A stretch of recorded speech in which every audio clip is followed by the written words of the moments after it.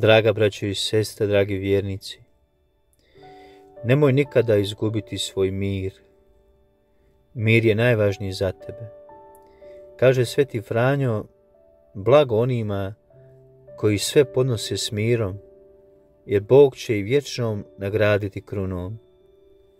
Što god se u tvom životu dogodilo, kakvi god bili križevi, i ako te ljudi budu odbacivali, i ako ne budeš imao razumijevanja, ti budi u miru, jer čovjek koji je u miru, u Božjem miru, nikada ništa ne gubi.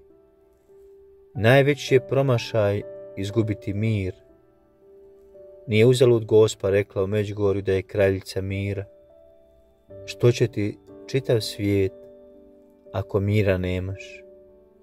A ako imaš mir, onda možeš sve izdržati, sve protivštine, odbačenosti i nevolje.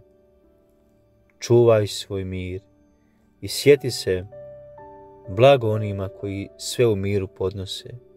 Bog će jednoga dana nagraditi.